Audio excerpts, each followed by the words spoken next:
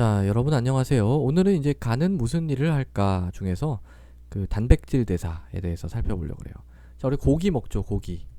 고기 먹으면은 이렇게 내려와 가지고 이게 이제 다 뭘로 분해가 되냐면 아미노산으로 됩니다. 아미노산. 이게 이제 단백질의 기본 단위예요. 얘가 이제 흡수가 돼 가지고 근육도 만들고 다른 필요한 단백질도 만들고 하는 거예요. 그걸 누가 하냐면 간이 한다 이런 얘기입니다. 그래서 아미노산이 이렇게 흡수되면은 얘가 이렇게 와가지고 간으로 와요. 와서 단백질로 합성이 되고 하는 겁니다. 또 이제 이 아미노산은 이렇게 우리가 먹는 거에만 의존을 하는 게 아니에요. 이제 우리 몸에 이제 낡은 단백질들 있잖아요. 헌 단백질이죠. 쓰고 남은 거 혹은 뭐 오래된 거 이런 것들도 다 분해돼 가지고 아미노산으로 됩니다. 뭐 그런 것도 새 단백질이 되죠. 이게 이제 일종의 이제 우리 몸에서 일어나는 재활용 같은 건데요. 이 재활용되는 그 비율이 50% 정도 돼요. 굉장히 잘 하고 있는 겁니다. 잘 이제 효율적으로 쓰고 있는 겁니다. 이렇게 이제 단백질을 만들어내는데요. 하루에 간에서 만들어내는 단백질의 양이 한 50g 정도 돼요. 굉장히 많은 겁니다. 단백질을 합성을 하는 거예요. 이 단백질, 이 거의 다 이제 이 간이 만들어낸다고 보면 되는데 딱 하나 안 만들어내는 게 있어요. 그게 뭐냐면 이뮤노글로뷸린입니다. 얘는 이제 면역세포에서 만들어내는 거죠. 항체 뭐 이런 거. 외적과 싸우기 위해 이런 건 이제 그 시스템이 따로 있어요. 이런 일을 간이 하진 않아요. 근데 얘를 제외한 거의 모든 단백질은 다 간에서 만들어진다라고 보셔도 뭐 크게 뭐 잘못된 건 아닙니다. 무슨 단백질을 만들어내느냐에 대해서 좀 간단하게 볼게요. 첫 번째는 예상하시겠지만 알부민입니다. 알부민. 제가 이제 간 수치할 때도 요거 말씀을 드렸어요. 알부민. 요게 이제 50g 중에서 하루에 12g 정도가 만들어져요. 자, 얘가 무슨 일을 한다고 했죠? 그 간 수치 말씀을 드릴 때 말씀을 드렸는데 알부민 굉장히 중요한 단백질입니다. 택배기사 같은 애라고 했어요. 택배기사. 그러니까 우리 몸에 필요한 거를 여기저기 이렇게 보내주는 거예요. 뭐 이온이라든지 지방산 같은 거. 지방산이 또 지방이 분해되면은 이제 지방산이 되는 거거든요. 호르몬 요런 거를 운반해 주는 거예요. 얘네들은 혼자 못 다녀요. 혼자 못 다니고 알부민에 딱 붙어가지고 이렇게 다니는 택배 기사 같은 역할을 한다. 그뿐만 아니라 이 택배 기사는 어떤 역할도 하냐면 독을 중화하는 역할도 해요. 독. 예를 들면 뭐 빌리루빈이랄지 빌리루빈도 사실 독이에요. 독. 이게 적혈구 저기 깨져가지고 생기는 거. 이런 것도 그냥 가는 게 아니라 얘가 이제 독성이 있기 때문에 그냥 다니면 여기저기 다 부수고 다닙니다. 얘가 이제 알부민에 딱 붙어서 가면 그런 일이 없죠. 딱 독을 중화해서 독도 운반하는 택배 기사다 이렇게 보시면 돼요. 철이라든지 뭐 구리 뭐 또 다른 독소, 쓰레기 뭐 이런 거를 다 운반하는 그러니까 우리가 필요한 거 그리고 뭐 쓰레기, 독 이런 거 다 처리하는 택배 기사다 이렇게 이제 보시면 돼요. 그리고 이제 우리 몸에 삼투압이라는 게 있는데요. 요거의 한 80%를 담당합니다. 이거는 이제 자세하게 설명 안 드릴게요. 자, 근데 두 번째는요. 혈액응고인자예요. 혈액응고. 자, 우리 뭐 피 나잖아요. 피 나면은 피가 줄줄 나면 계속 피 안 나죠. 이렇게 딱지 딱 앉죠. 이걸 누가 하나요? 혈소판이 합니다. 혈소판. 근데 이제 여기에 또 도움을 주는 애들이 혈액응고인자입니다. 이렇게 도움을 받아서 이제 혈소판이 응집을 하게 되는 거죠.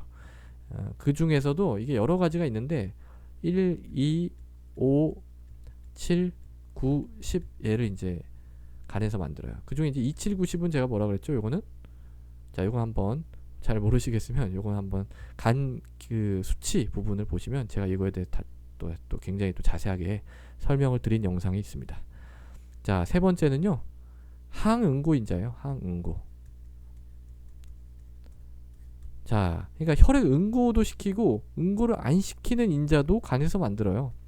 또 뭐 섬유소, 용해, 단백질 이런 게 있는데요. 얘도 간에서 만듭니다. 그러니까 얘랑 상반된 작용을 하는 거예요. 그러니까 얘도 필요하고 근데 우리 몸에서 얘도 필요하고 얘도 필요해요. 그러니까 요 균형이 중요한 겁니다. 항상.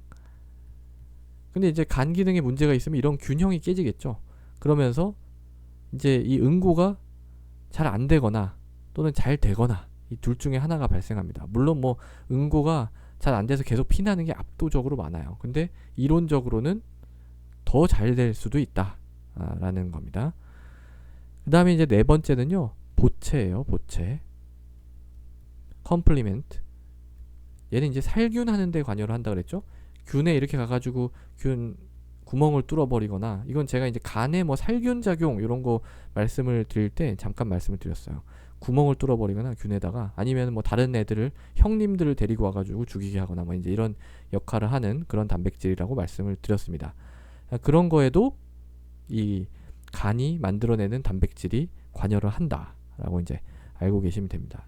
자, 이렇게 이제 많은 단백질을 만들어내면 이게 공장이 풀로 가동이 되고 있는 거죠. 엄청나게 풀로 가동이 되는데, 공장이 이렇게 풀로 가동되면 뭐가 나오나요? 항상 노폐물이 나오죠. 노폐물.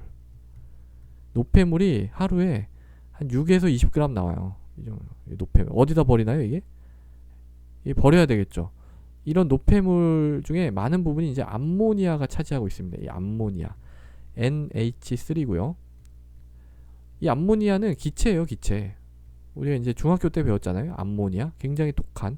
근데 이 기체는 폐로 우리가 호흡해서 나갈 수 없어요. 이게 호흡해서 나가면 우리가 사람이랑 대화를 하면 살 수 없고 굉장히 끔찍하죠. 상상만 해도. 얘는 이제 어떻게 나가냐면 소변으로 나가야 돼요. 잘 처리가 돼가지고. 이게 처리하는 회로가 있어요. 그 회로가 우리가 요소 회로라고 부릅니다. 유레아 사이클. 이 회로도 어디 있냐면 이것도 간에서 해요. 이것도 간. 이것도 간에 있어요. 이게 처리가 돼야 되는데 간에 이제 문제가 있으면 이런 처리가 잘 안 되겠죠. 네. 그래서 이게가 많이 쌓이면은요, 이게 이제 간성 뇌증이 되는 겁니다. 헛소리하고 못 알아보고 괜히 뭐 잠도 못 자고 막 사람이 이상해지는 그런 게 있거든요. 이제 간경변증에서 간성 뇌증이 이제 생기는데, 그 원인은 뭐 여기서 이제 합성을 너무 많이 한 노폐물을 처리를 못해서 이런 건 아니에요. 이런 건 아니고, 대장에서도 이제 세균이 있어요. 세균. 이 세균이 얘를 만들어요. 암모니아를. 단백질을 분해하면서 만드는 거예요. 지네들끼리. 그럼 얘네들이 이제 처리가 간에서 돼야 되는데 이 간에서 못 되니까 간성 뇌증이 생기는 그런 것들이 제일 많습니다. 그래서 우리가 이제 이 간경변증 환자들 대변 못 보면 굉장히 예민하게 받아들입니다. 이런 게 이제 생길 수가 있는 거거든요.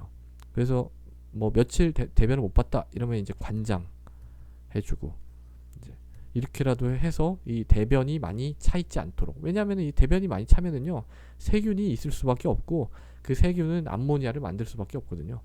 그렇게 되면 이제 간성 뇌증이 생길 위험이 증가하기 때문에 관장을 자주 해주게 됩니다. 자, 그래서 오늘은 이제 간이 하는 일 중에서 단백질 대사에 대해서 말씀을 드렸습니다. 감사합니다.